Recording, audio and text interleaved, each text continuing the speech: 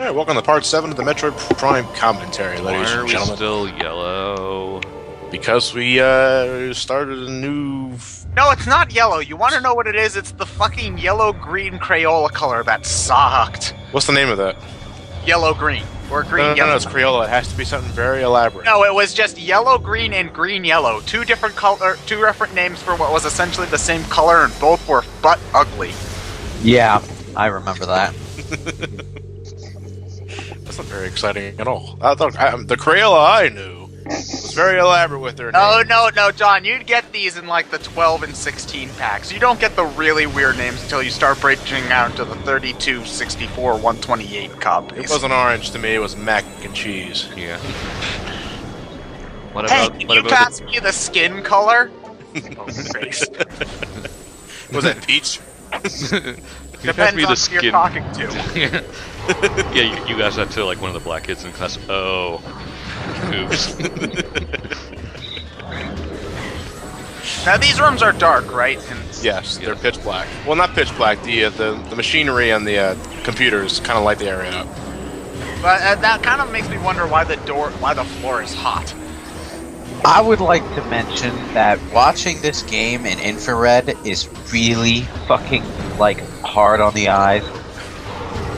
Imagine from my stance, I'm playing this game on my my 47-inch. Just wait until I have to play 2 with the Echo visor.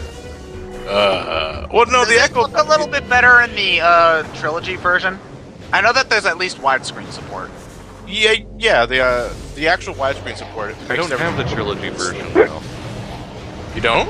No, I just have the GameCube versions. I don't have the trilogy version either, even though Granted, I wouldn't, unless you're like a hardcore Metroid collector. That's what I say. I have all 3 games. I don't want to have to buy them again. Well, I only got it because, Metroid guy. But if I could recommend it, yeah, I would say the widescreen support and they said there's added bloom effects, but I don't really notice that much of a difference.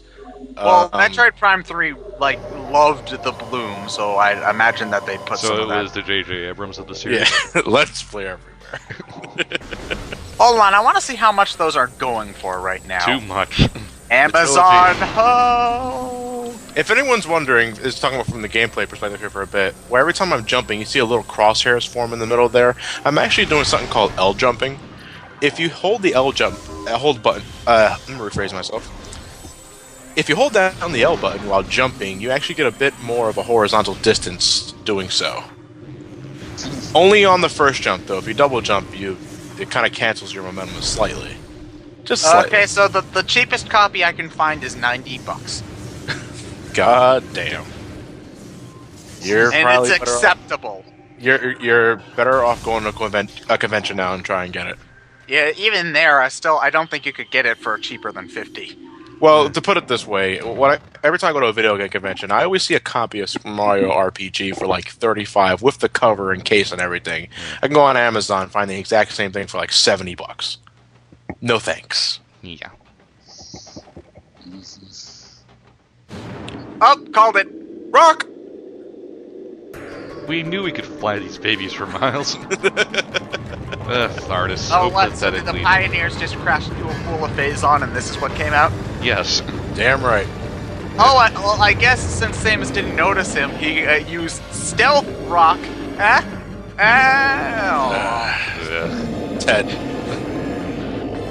Okay, question. Hold on. Just. I actually thought that was pretty funny. The fuck is this? This is and Thardus. Why? Alright, most of the creatures in this game kind of make sense.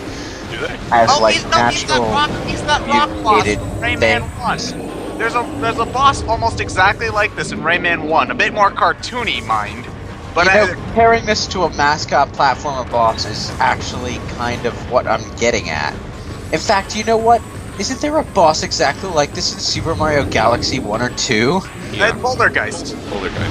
Yeah, all 3 of these guys are like extended family members. Jesus, the ice just fogged up Samus's visor, and I swear to God, I just saw Jesus' face on there. No, it's Samus. It's Samus.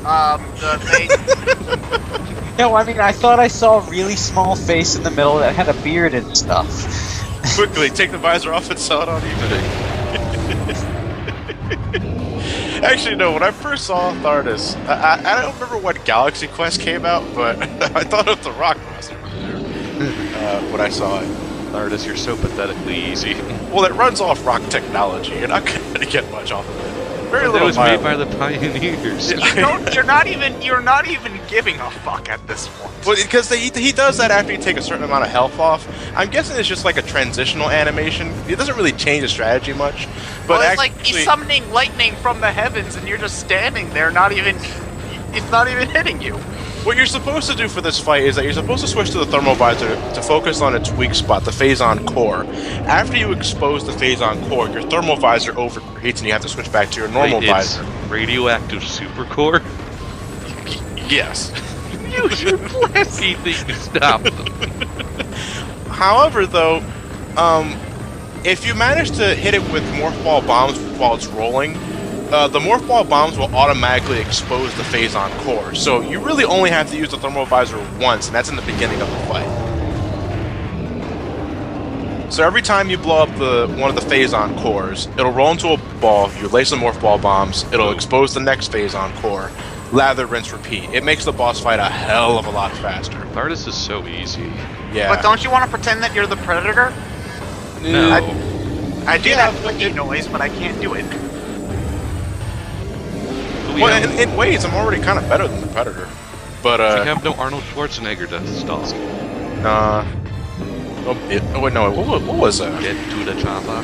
No, what was his name? I forget. I know Dylan was Carl Weathers and Billy was the Native American guy, but I don't remember what hit. No, was it Dutch? Huh? No one calls him by his actual name. They just call him Arnold I know he's Schwarzenegger. Arnold Schwarzenegger. Yeah, I kind of do that too. Well, it's kind of hard to think of Arnold Schwarzenegger in anything he is in other than Arnold Schwarzenegger. Yeah. That's the problem when you're that. It's the problem when you're a star. That Well, unless you're watching The Running Man, then you call him by Ben Richards because that's actually an easy name to remember. But yeah, I can't think of I think of his movies, but I can't think of his name in any of those movies. other than the Terminator. Yeah, he doesn't have a name in Terminator. You call him Arnold Schwarzenegger in that too. Wait, just and call the him rocks T1000. can't fly without jetpacks. So why did they put jetpacks on the rocks? Because the Chozo couldn't. They weren't friends with the pioneers, so the pioneers Yeah, they couldn't didn't. reverse engineer the rock technology. Jackass. I actually do like that. I got at least a hit in. Oh, great! It's a yo-yo. Damn right. Duncan. You know, I can never ever do anything cool with the yo-yo other than get Sleeper doesn't count. it. Yeah, sleeper does not count. I can Walk the dog is borderline. I can walk the dog at least. I think I could shoot the moon, but that's about it. I can shoot the moon, but then it hits me in the face. Shoot the moon is like low tier yo-yo tricks. Yeah. I could do rock the cradle. It Well, was that- actually a Rock ninth grade. Raid It was actually just a ninth, steeper while moving your arm a little bit. a ninth grade physical science project was doing yo-yo tricks. What? I never Just to understood that. bullshit your way to do that. You are No, my. it was. I'm not kidding. It was a physical science project our teacher gave us. Well, the teacher was a major dick, by the way, but we all enjoyed it because it had nothing to do with anything. But I hated it too because I'm terrible at yo-yo tricks. Everybody did sleeper, walk the dog, and rock the cradle. Those are the only ones any normal person can do. Well, I attempted the key word there to do around the world, but no. It got knocked in the head, and well, this is what's left. I kind of got like around the half moon into my face. I call this the smack in the face. I call this the fuck up. Does Hey, please. when you get another suit upgrade, then the yo-yo markers on the ball go away, right? No, Yeah, they they're still they there. changed the color of the suit that they were. Oh, okay. You're Because thinking I hate the yo-yo balls. It looks silly. Well, I think Prime 2 does it the worst, for the most part, because At least yeah, the spider ball gets some use in that game. well, true. They kind of overdo it in some instances, but I agree. I think the ugliest morph ball design in the Prime series is Dark Suit Spider Ball. Yeah, that's Like weird. I love how the Dark Suit looks, I really do, but the Spider Ball variation of it just doesn't. It looks like two cinnamon buns trying to mate. You know, wait, hold on. You have the thermal visor in here. Considering how hot the air must be due to it being a lava level, all you would be able to see is orange. It would, yeah, it's actually a good attention to detail. If you try to put your thermal visor on in this area, it overloads your thermal. You can't But see it. you just had it on. Well, not in this area because there's not much lava here. The But if lava's already pretty much cooled down. But if you try to use it in like the entrance to the Magmore caverns, your thermal visor is overheated. Oh, okay. And I assume you just can't see anything. You Yeah. can't. It's all orange. You can get you can make out some like platforms and stuff like that. But you know, at that point, it's just recommend that you turn it off. I never turn it on unless if I have a reason to turn it on, though. I only turn on in dark rooms, or if I have to see something invisible. Well, At something. this point, you already know it's there. I already know it's there, and if I had to shoot something that I need the wave beam with in conjunction, because Oh, I wait, the played wave this game, beam can still go through walls in this game. Sort of. the wave beam can go through certain walls to activate certain electronic devices. Thing is, though, as many times as I played this game, I still don't remember the exact locations of all of those, so I still find myself turning on the thermal visor every once in a while to refresh my memory. Not like it takes a lot of time to do so, though. No, it really doesn't. And sometimes the aerial, you know, the wall graphics and textures, they all merge in together after one point or another. Like, we're going to be getting the most out of the thermal visor when we get to the sunken plane. No, wait, that's Final Final 57. That's one thing I will grant the GameCube control over the Wii control is that you don't have to do the select button thing to switch visors and beams. You can just press the control pad and there you go. It's on. I only tolerate it in Prime 3 because it's the default method of switching beams. You know, you pretty much have to get used to it.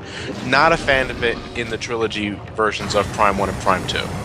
Well, in Prime 3, all of your beams stack, so you only need to do it for visors, which is generally like it's a slow-paced thing anyway. Yeah. But I can imagine in Prime, like especially during some boss fights where you need to do that shit quick, it can get really annoying. It's the most annoying in yeah, I love that. It's the most annoying in the final boss of this game, and yeah. But you know, Grant, that's a very small nitpick, though. Generally, I'll have the weapon ready before I'm even close to the room, so.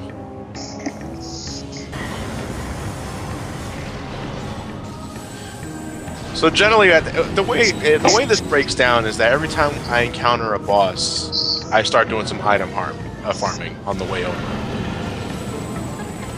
Like, see, I could technically ignore all this with the space jump. Squish. I don't need to, and I love squishing all these guys with stalactites.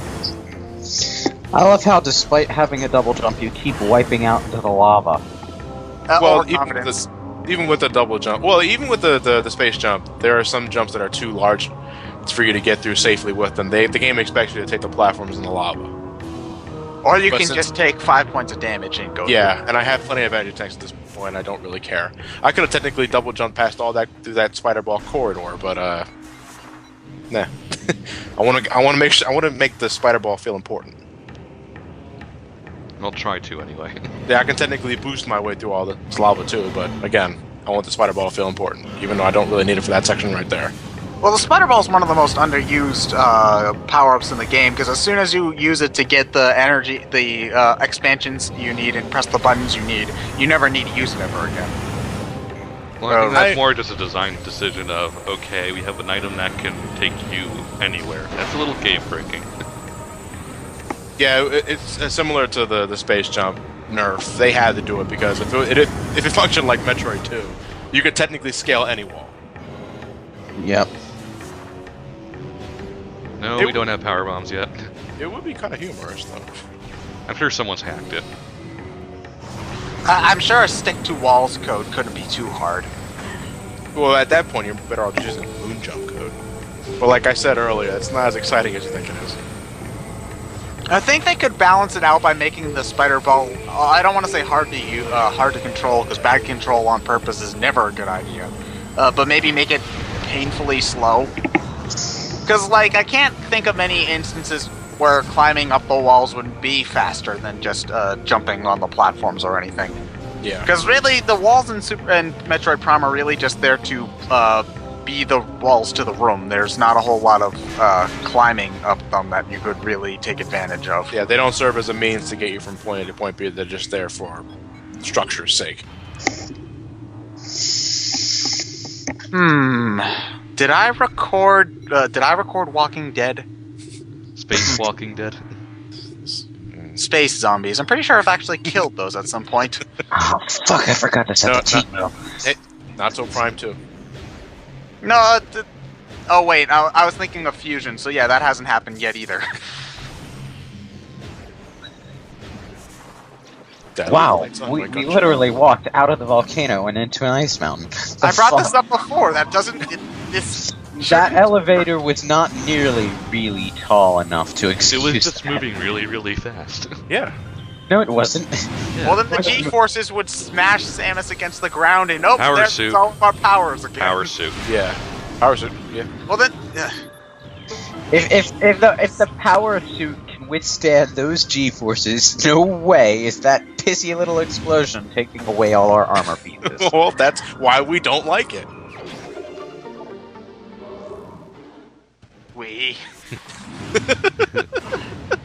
Yeah, you know what? I every time I do something a little comical with the Morph Y, my inner 6-year-old boy just smiles at me.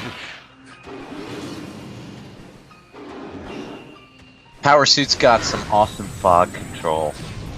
It's great that erosion just naturally created platform-like walls on the edge of that cliff. We'd be screwed if that didn't happen. Chozos. Well, how long have the Chozo been dead? Chozos. Because if Samus is in her 20s, there had to be a couple of them like a decade ago. Maybe not on Tallon 4. Yeah. Okay, on Tallon 4, the... Wow, dude, that dinky little ice monster thing just punted you off the cliff. Okay, so, on Tallon 4, the Chozos were extinct in XDX decacycles ago. Yeah. Well, God damn it, I just can't be asked enough to establish the time frame on that. XDX Anyway, decacycles. But one thing, I was never actually clear on Samus's age. I always thought she was in her Early 30s. Early 30s. 20s, I just thought 20s. Maybe that's just because that's what I default to with fictional characters that are supposed to be adults but not old. Well, I know in the manga she was just exiting her teenage years. But again, decacycles. I don't know how to convert that into an actual time. I'd say 20 or 20, 30, 20-something or 30-something. Well, I kind of hope, like, yeah, every time I blow up a planet, it's on Tuesday, just so I can laugh at myself.